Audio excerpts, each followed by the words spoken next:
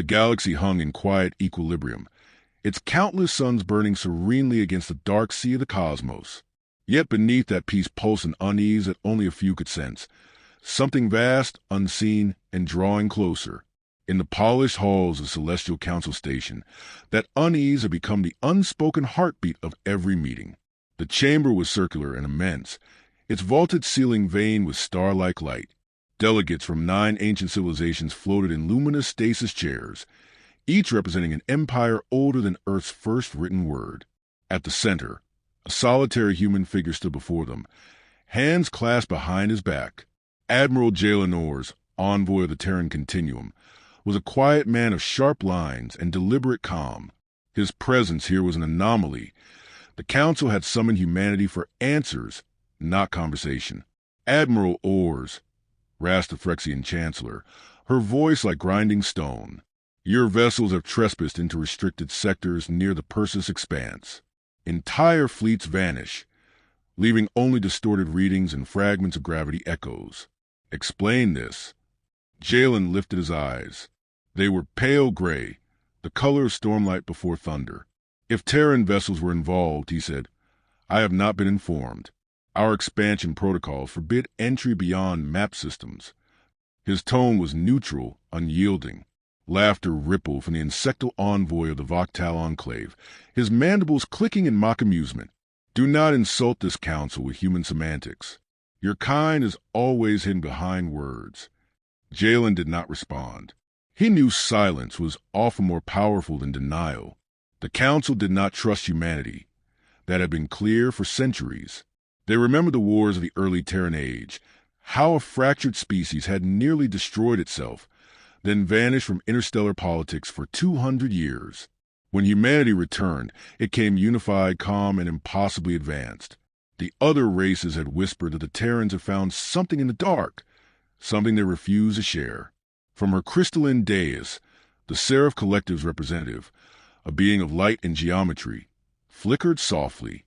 Perhaps it is time we stop speculating. The Council has detected strange quantum distortions around Sol's periphery. A weapon test, perhaps? The accusation hung in the air like a blade. Jalen met her gaze, or the suggestion of one. Humanity has not tested any new weaponry in centuries, he said evenly. We seek only to ensure peace. Another pause. The Voctal delegate leaned forward, his carapace glinting with reflected starlight. Peace through secrecy, peace through silence. His voice was low now, venomous. You claim peace, yet your kind conceals armadas that blink in and out of gravitational phase. Even our deep scan probes return no results. What is hidden behind your sun, Terran? The human smiled faintly, though his eyes did not soften. Sometimes, he said, shadows exist because something brighter stand before them. That phrase silenced the chamber. The seraph lights dimmed slightly. The Phyrexians growled among themselves, and the Voctal envoy's mandibles twitched in agitation. It was not defiance that unnerved them. It was the calm certainty with which the humans spoke. The council dismissed the session, each delegate departing with unease woven into their thoughts. Only Jalen remained for a moment longer, gazing up at the constellation like ceiling. There were times he wished the truth could be told, that he could lay bare what humanity had become. But even now, after 2 centuries of secrecy, the timing was not right. The universe wasn't ready. He exited the chamber and walked along the observation deck, where the stars glimmered like living witnesses beyond the glass. His communicator pulsed faintly against his wrist. A familiar voice emerged, smooth and precise. This is Director Celine Ardent, it said. Report. Jalen exhaled slowly. They're nervous. The council suspects we're hiding something. The Voctal may act soon. They already have, Ardent replied. Long-range scans detect a mobilization from their frontier fleets. Destination, Sol? For a heartbeat, Jalen said nothing. Then quietly, so it begins. Hold your position, she instructed. The Continuum will not fire first. Understood. He ended the call and turned once more toward the void. In the reflection on the glass, his own face looked hollow, drawn. Behind that calm exterior was the weight of 2 centuries of secrecy, the burden of a revelation built in silence. Far beyond the station, in the outskirts of the Sol system, something stirred in the Oort cloud. Gravitational fields trembled like the breath of a sleeping god. A faint shimmer rippled across the void, unseen by the Council sensors, unnoticed by passing probes. It was not light but the absence of it, a subtle distortion that devoured reflection. Beneath the curtain of ice and starlight, humanity's greatest secret waited. At the Council station, the Phyrexian Chancellor and the Voctal envoy conferred in hushed tones. "We cannot allow them to continue unchecked," the Phyrexian growled.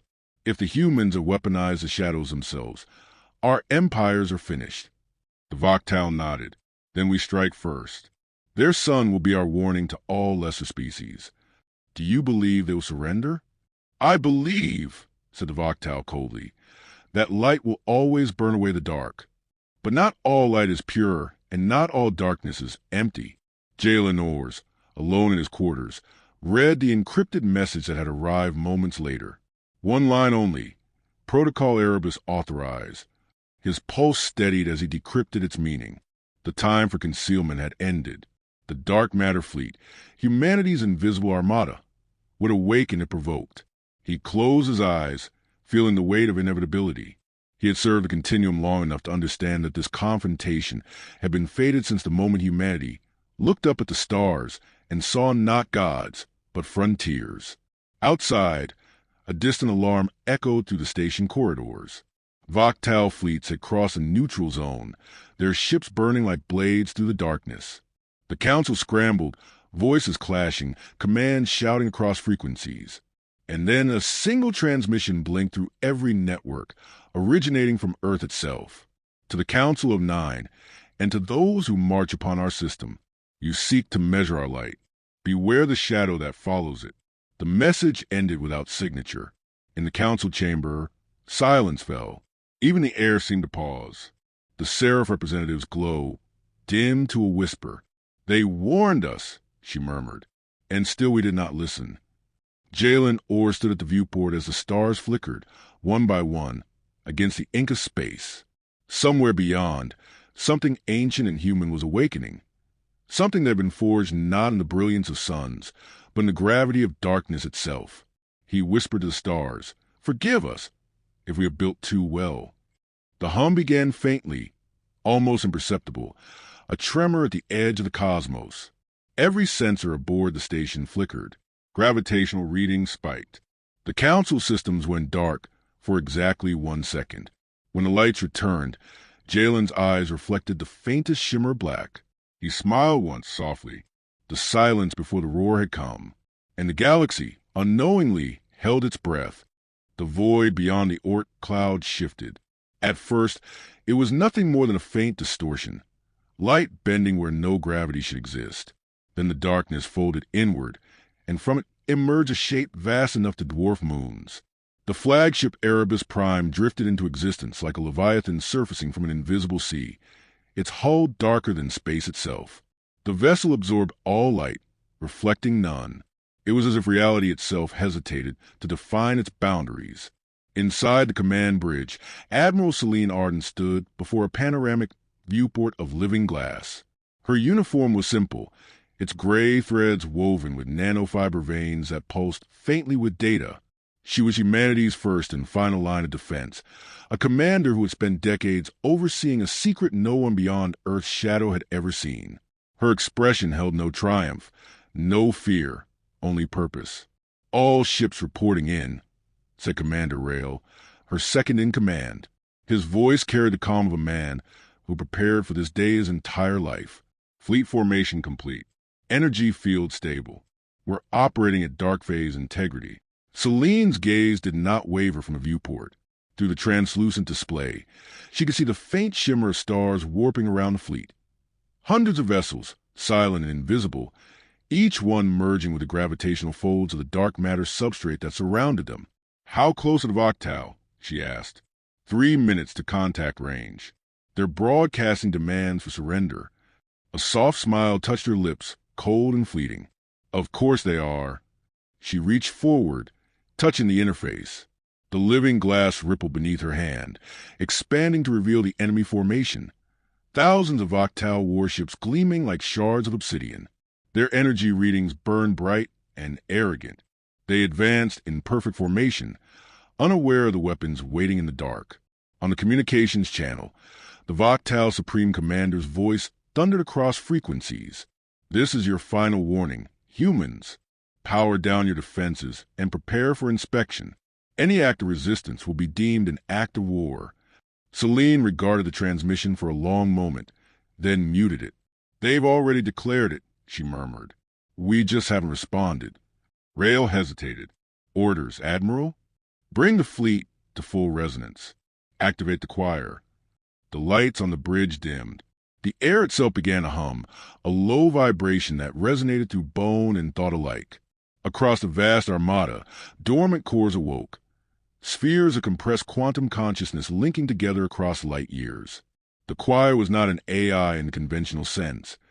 It was a collective echo of every mind that had volunteered to merge with the continuum's sentient architecture. Soldiers, scientists, poets, and dreamers all joined into a singular awareness designed for one purpose: to defend humanity's existence. Their combined voices whispered through bridge, 1,000 overlapping tones forming a single haunting chord. "We are awake." The words came without sound, resonating directly in the minds of those aboard. Celine closed her eyes briefly, acknowledging them with a thought. "Prepare gravitational veil deployment," she said. "No conventional fire unless commanded. Let them see what we become." The Octal Armada opened fire first. Thousands of lances of plasma, fusion bolts, and antimatter charges burst forth in blinding unison. The black expanse of space erupted into color, brilliant, short-lived suns. For seconds, the cosmos burned. Then the light vanished. Every shot the Octal had fired dissolved mid-flight, collapsing into miniature distortions that folded back upon themselves. The weapons did not detonate. They were erased. The fabric of space absorbed their fury like water swallowing flame. Rail exhaled slowly. All enemy fire neutralized. "They don't understand what's happening." Celine nodded. "They will." She raised a hand, and the fleet responded as one. The dark matter reactors pulsed, ripples of invisible gravity expanding outward. The nearest Octal ships began to bend, literally bending, as though space around them had softened.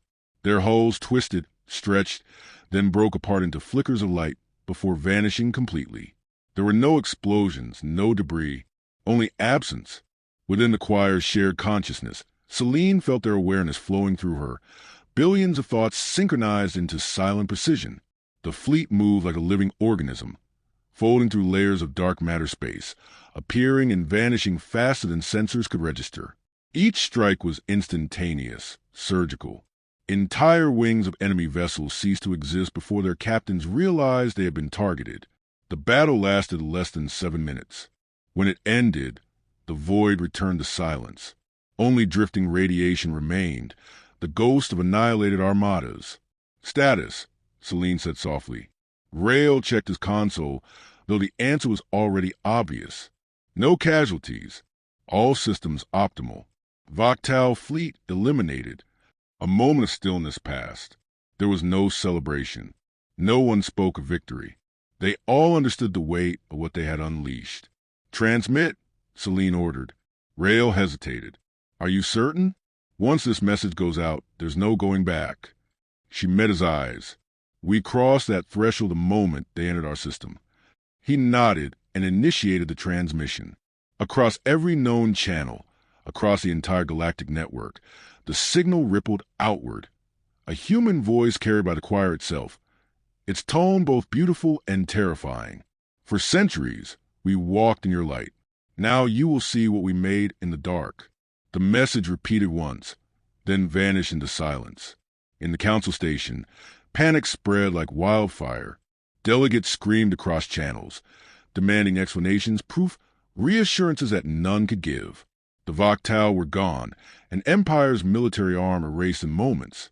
The energy readings left behind defied analysis. Even the Seraph, beings of pure light, could not comprehend the absence they detected. Celine watched the aftermath unfold from her command bridge. "They will fear us," Rail said quietly. "They already did," she replied. Now they'll understand why. She turned toward the viewport, where the scattered remnants of the battle had already begun to fade into cosmic dust. Send the fleet into observation formation. No pursuit. No further engagement. We defend, we do not conquer. Rael hesitated. You think they'll believe that? No, she said. But truth doesn't need belief to exist. The choir murmured faintly, their voices folding through her consciousness like wind across dark water. She could feel their unease, an awareness of power too immense, too final. Humanity had crossed into a realm of existence few could grasp. The line between guardian and god was growing thin. Admiral, Rael said after a pause, what if they unite against us? Celine's gaze lingered on the distant stars. Then the galaxy will finally learn the cost of underestimating the species that learned to turn darkness into a weapon. A long silence followed. Outside, the Erebus Prime turned slowly, its black hull devouring starlight. The other ships followed, fading once more into the invisible folds between gravity and light. To distant observers, they seemed to vanish entirely, leaving behind only a faint shimmer, a cosmic afterimage of what had transpired. In the deep stillness that followed, Celine closed her eyes and whispered, "It's begun." The stars seemed quieter after the war. Across the galactic expanse, empires that once pulsed with ceaseless ambition now moved with hesitation, as if even light feared to travel too quickly. The destruction of the Voctal fleet had not merely changed the balance of power, it had rewritten the very physics of fear. The Council of Nine no longer convened in their grand chambers. Half their seats sat vacant, and the rest flickered with static. Humanity's silence was now the most resounding voice in the galaxy. Admiral Celine Arden stood alone aboard the Erebus Prime, her reflection cast faintly upon the obsidian glass of the command viewport. The stars beyond no longer glittered as they once had. She had begun to wonder whether it was her eyes that had changed, or the universe itself. Below, the dark matter engines pulsed like the slow heartbeat of a sleeping giant, each beat resonating through her bones. Commander Rael approached quietly, a thin data slate in hand. "Transmission from the remnants of the Council," he said. "They request negotiation terms." Celine turned slightly. Which of them survived? Phyrexians, barely. The Seraph Collective remains intact. The others have scattered their fleets to defensive positions. No one's claimed responsibility for leadership. "Cowards," Celine murmured, not with anger but exhaustion. "They rule for millennia." Yet the first glimpse of true darkness sent them scrambling for cover. Rael hesitated before speaking again. "Some are calling for an alliance under Terran supervision. Others are preparing for extinction." Celine studied him for a moment. "And what do you think?" He glanced toward the viewport, his voice measured. "I think power this absolute cannot remain unseen. Sooner or later, they'll unite, not to destroy us, but to understand us. And understanding leads to envy. Envy leads to war." She gave a quiet nod. History repeats, even across stars. For a moment, neither spoke. The silence aboard the Erebus Prime was different from any other. Thicker, almost sentient, as if the ship itself was listening. In that silence lived the choir, humanity's bound consciousness, still linked through every fiber of the fleet. Their hum remained constant, low and meditative, echoing through every corridor. "They fear you," the choir whispered into Celine's thoughts. "But they also look to you. They do not know which fate to choose." Celine answered in her mind. "Then perhaps we can teach them that fear and respect need not be enemies. Or perhaps they will teach you the same," the choir replied, their tone almost tender, before fading back into collective silence. She turned from the stars. "Prepare a transmission to all surviving council members. I'll speak directly." Moments later, her image flickered across every channel in the remaining territories. Across millions of systems, alien leaders and citizens alike saw her calm figure framed against the darkness of the void. "Civilizations of the galaxy," she began, her voice steady, layered faintly with the resonance of the choir, as if 1,000 unseen souls spoke behind her words. Humanity's revelation was not meant to inspire terror, but understanding. For centuries, we were dismissed as reckless and primitive. You feared our violence, yet underestimated our endurance. You called us impulsive, but mistook silence for submission. The fleet you witnessed is not a weapon of conquest. It is a promise of deterrence. We forged it not to rule the stars, but to ensure they remain shared by all who dwell within them. Her gaze hardened slightly. Do not mistake our restraint for weakness. The shadow you witness will not strike unless provoked, but if provoked, it will not miss. The broadcast ended with no flourish, no music, no symbol, only the quiet reflection of her face fading to black. When the transmission ceased, Rail let out a slow breath. You think they'll believe that? I think belief is irrelevant, Celine replied.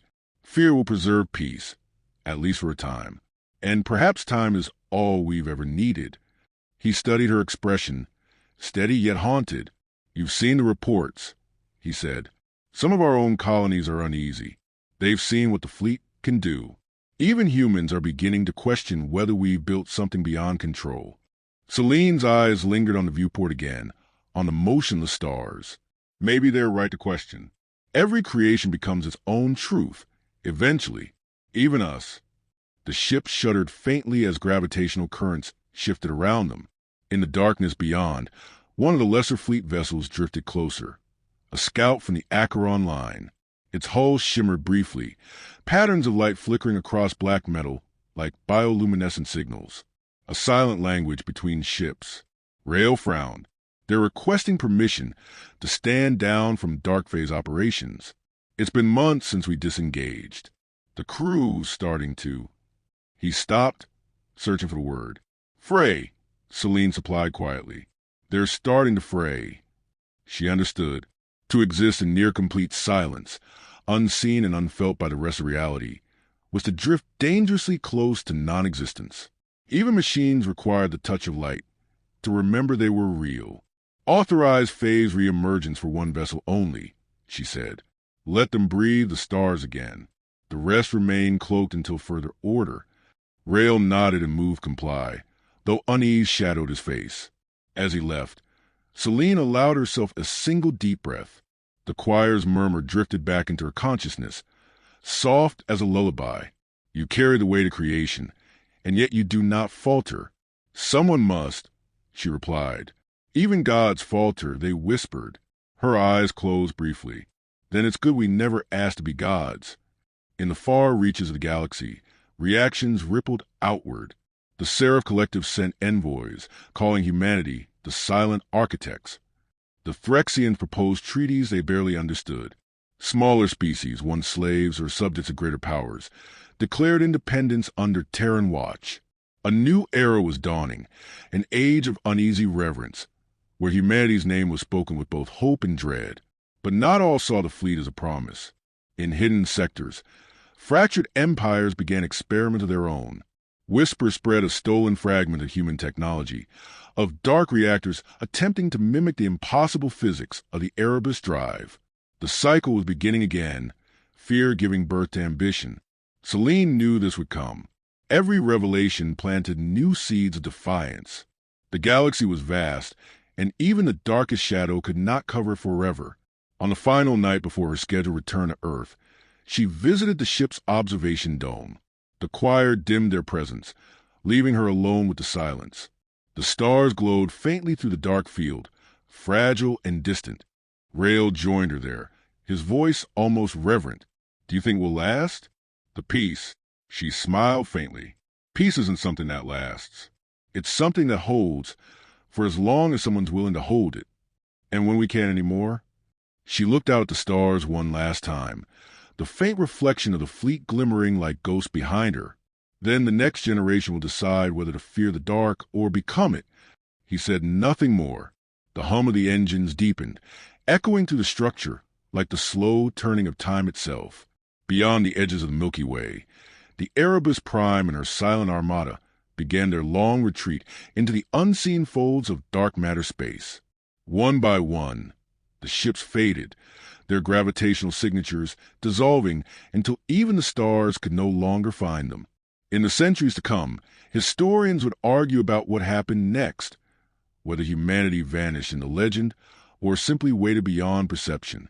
But in that moment, As the last echo of the fleet disappeared into black, the galaxy stood perfectly still, and in the silence between stars, where even light dared not wander, humanity watched, patient, vigilant, and eternal,